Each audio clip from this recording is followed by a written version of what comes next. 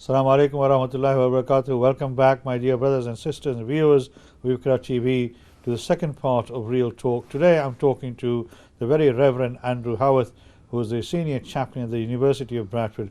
We've been talking about university life and the chaplaincy service and how they support students, etc. Andrew, I mean, the first part of the talk, the program, we talked a lot about your role as a chaplain, how you support students and some of the issues that students face as challenges in the university. In terms of your work as a chaplain, obviously, as I said at the beginning, you are surrounded by a very large Muslim population. The university is bang in the middle of virtually the city centre itself, and a very large proportion of your students are from the Muslim faith as well. I think somebody gave me the figure of 75% of the students of the university are of Muslim faith. In having all that in the background, what links, if any, have you got with the wider Muslim community, either the mosques or mosque institutions? There's a Council of Mosque, which is a very robust Council of Mosque in Bradford. Do you have any links with them? How strong are they? I think they could be much better than what we have. We've got mosques on our doorstep, yes, and making those links. And I guess it's something that I need to just pound the streets and knock on some people's doors and say, hello, I'm the university chaplain, and try and build some of those links. The Archbishop of Canterbury had a challenge about mosque and church twinning, and I thought at the time it would be really nice if as a chaplaincy we could also twin with the mosque and do something along with that way. The Doha Mosque is just on our doorstep, so that's the nearest one, I think, so it would make sense. There's one on Howard Street as well, isn't there? I think so. Just across the road, yes. Yeah. So there's lots of things that we could, it's that age-old thing about running out of time and energy and resources when it's one person that's having to try and do it. Yes. So if there's anybody out there that wants to know more and wants to get involved, I would be very, very happy to have those conversations. We can do so much more together than what we can do on our own. Oh, definitely. I agree with you. And I hope that anybody who's watching here who is an imam or is linked to a masjid or a mosque in the Bradford area, particularly in the city area, will establish. How do they contact you? That's the other issue. If we can say, well, they can go on the website, can they? If they go on the university website, my telephone number's on there and my email address is on there. Oh, fantastic. Okay. So you already have two faith advisors who are volunteers, and they provide support to the students when they need one, after you've referred it. But obviously these people are maybe the students, they might be doing their own studies and they might not have time. Do you have scope to recruit more volunteers? I'd really like to see that formalised in a much better way than it is at the moment. The way we've been recruiting is does somebody know somebody who knows somebody? And I think it just needs formalising in a way, and then those kind of relationships cementing and being properly recognised, and almost an event that commissions our chaplains, because they're offering to give time, and often they're unsung heroes, and if there was a way in which we could commission that and recognise that, I think that would be excellent. And do you cover both genders? Do you have the volunteers cover both genders, or are they? For most of the faith advisors, there is one person to cover both genders. With Islam, we have a sister and a brother. Oh, excellent! And the sister works actually on the campus. She's a librarian, so we see her frequently. She does a wonderful job. Right. Yeah. So she's a paid employee of the council of the university, and the other person is obviously a student, is he? Yeah. Right. And obviously their information. Oh, he's a past student, is he? Yeah. Right. So he does this now that he's left the university. He's still doing it. Bless him. Yeah. Right. May Allah give him the reward. But if anybody wants to contact them again, I presume the information is on the website, and they can be contacted through the website. Yeah. Right. Okay. Excellent. Coming back, we talked about the Council of Mosque, for example, in Bradford. There is a very robust Council of Mosque. Have you had any contacts with them? Any dealings with them? Have you attended any of their events, etc.? I have, but more to do with the city rather than the universities. So part of my role at the university is to be the coordinator for a programme called Believing in Bradford, which is developing and building links with all the diverse communities that we were talking about earlier, and celebrating things as a city, and also coming together as people of the city when there have been terrible incidents that happened. So one of the things that Believing in Bradford is very engaged and committed to is organising vigils around events in the city. So when that terrible shooting happened in Christchurch in New Zealand, for example, during Friday prayers in New Zealand, a number of us joined with many, many other people outside the Grand Mosque for Friday prayers and offered a symbolic protection whilst people were saying their prayers. And then in the evening at 5 o'clock we met in City Square and held a vigil, identifying and aligning ourselves with our brothers and sisters in New Zealand who'd experienced this terrible thing. And I think that's one of the powerful things about Bradford, that there are people from so many countries and communities all making their homes in Bradford, that we have these channels or networks that go out around the whole world, connecting us together as a world community, really. And the thing about holding vigils for me is really important, because it says we're not just a little isolated island, you know, whatever Brexit and all that nonsense is about. We have these links with the world, and we are players in the world. And I still don't know how it happened. To me it's a miraculous wonder. But on the day of that vigil, the day after those terrible events in Christchurch, Bradford City Council were flying a New Zealand flag in City Square. Oh, right. Now I can't imagine for a minute they've got a drawer full of international flags that they could just whip one out. Right. But it immediately was flying there the next day as at half-mast to show solidarity with people. And that is important, isn't it? Absolutely. And that sends a message out to those who want to divide us. Exactly. Either on faith grounds or grounds of colour, ethnicity, etc. A very powerful message out, you know, to say, look, we are united as a community. Exactly. And do you feel that on these tragic events that the Muslim community does come out and support the work that you do? 110%. And we've an awful lot, as non-Muslim community, an awful lot to learn from the Muslim community, because there's a generosity of spirit and a willingness and an openness to stand shoulder to shoulder. And if people would just take the time to get to know each other and to get to know their neighbours, we're back again to that Joe Cox thing. We keep coming back to that. But there is so much that unites us rather than separates us. I mean, the curry kitchen in Bradford, I've seen pictures of it. Have you seen it? Are you aware of it? I know of the great work that they do with the homeless, and that there are lots of similar groups that are doing amazing things together around the city. Are they part of the Believe in Bradford? Because that's a really wonderful, rich celebration of the contribution that the Muslim community makes to those in our community who are, you know, unfortunate, you know, find themselves in a situation where they're either homeless, they're sleeping rough, etc. And have you, as part of the Believe in Bradford, are you part? We've got links with with those, have you? Yes, right. Okay. Yeah. And the other group of people that you were talking about earlier, Bradford for Better, again, we've got links with that organisation too. Right. So I mean, in terms of, I mean, Bradford, as we've spoken about, you know, today, and I've mentioned this on many of my programs, has got a very rich diversity, you know, but it also got challenges. There are enormous challenges for Bradford in terms of the economy, in terms of health and well-being, in terms of, you know, sort of social behaviour and, you know, criminal activity, etc. I mean, how do you find some of these issues? Do they impact on the university and the university life, or is it something that is, you know, fortunately not so prominent in the university itself? Because you have a different people who come to the university with a different mindset. We do. What I find fascinating, I mean, we're a city centre campus, which means that we're right in the throng of everything. Right. So, you know, if you go to a city like York, the university's discreet and out on the edge in the green fields of the suburbs. In Bradford, we're slam bang in the middle of it. And Great Horton Road is a racetrack for boy racers who want to show off their latest shiny cars and to put their foot down and, you know, show us just how fast they can be in their cars. And we've had a number of security issues around girls being harassed, abused, catcalled, things that happen because we're there in the middle of the city, I think.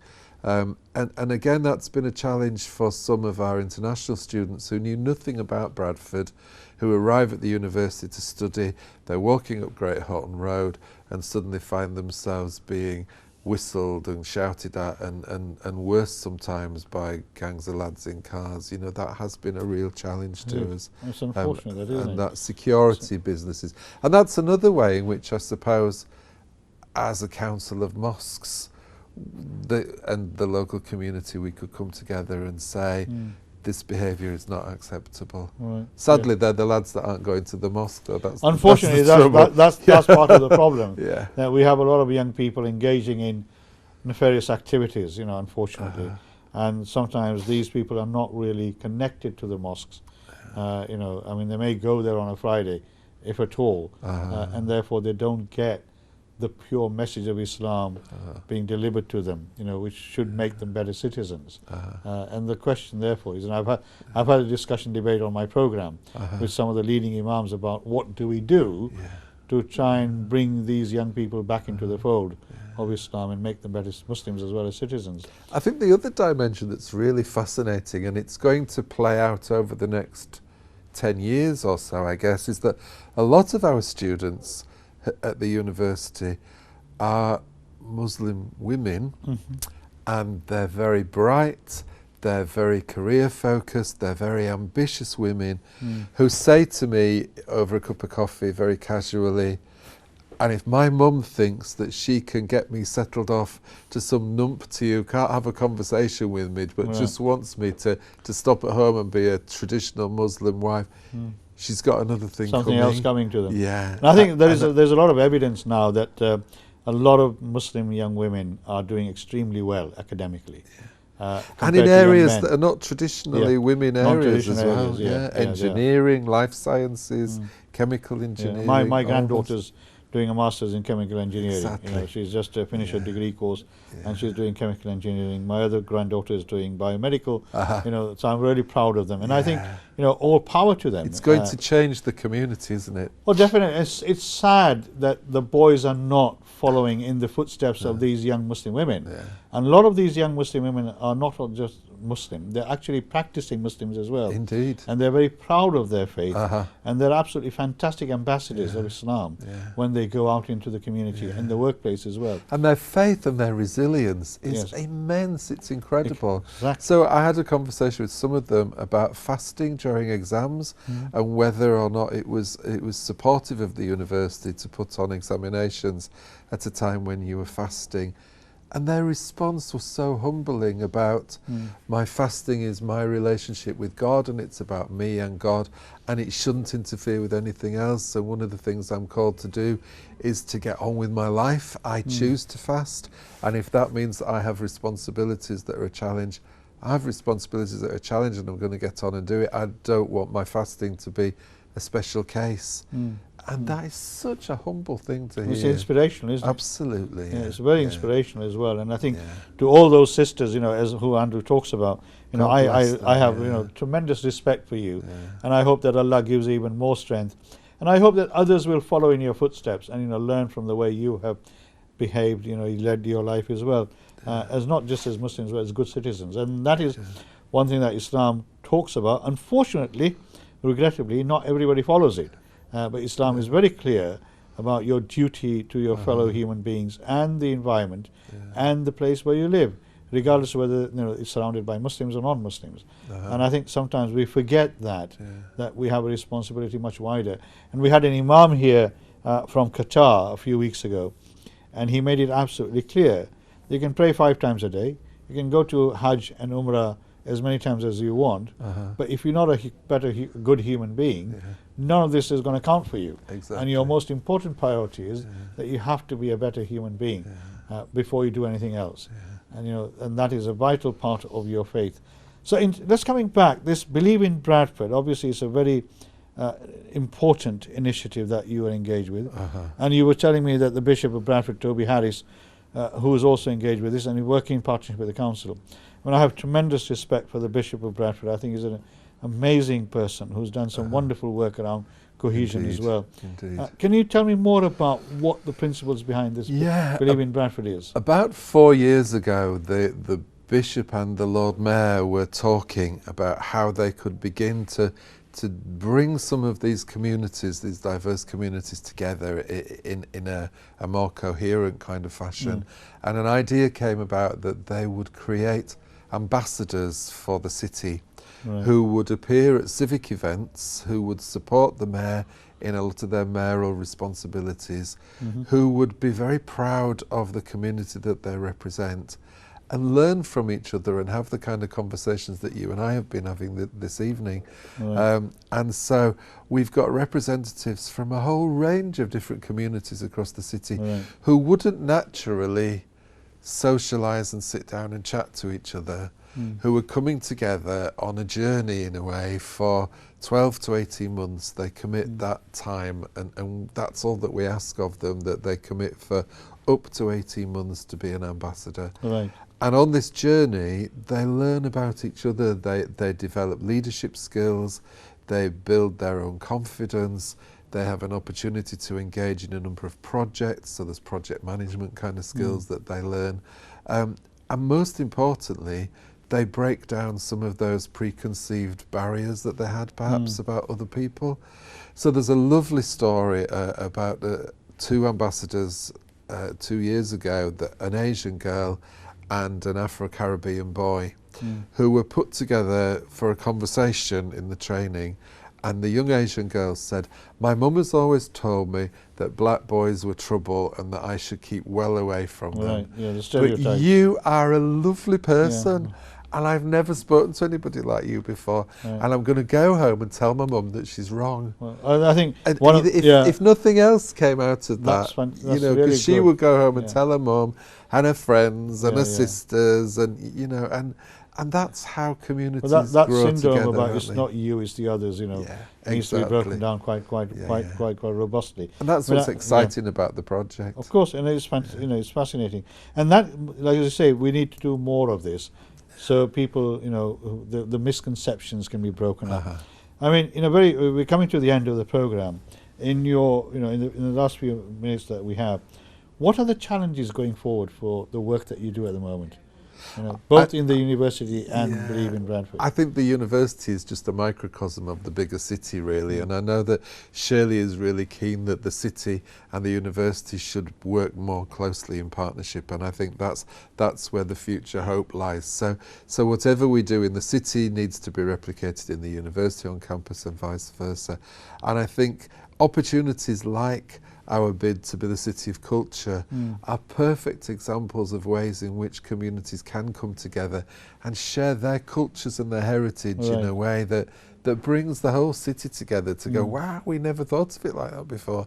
There's so much we could be proud about in Bradford, but somehow built into Bradfordians' DNA is this, let's do ourselves down, let's kick ourselves. Let's not say good things. Unfortunately, that is one of the things that we've been trying to counter over the last few weeks, to say there's a lot of negativity about Bradford. We need to get some positive done, you know.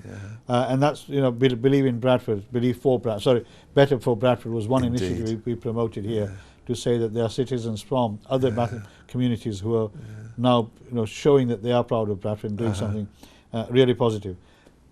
I hope you found this program really interesting and fascinating. I certainly have. And I think I'm really grateful that Bishop Reverend Andrew Howarth was here with me today, sharing his work that he does at the university and beyond. And I hope that, you know, you and we've all learned something new. If there's anybody out there who wants to volunteer, who wants to support the work that, you know, Reverend Andrew is doing, please go onto the university website, look at the chaplaincy services.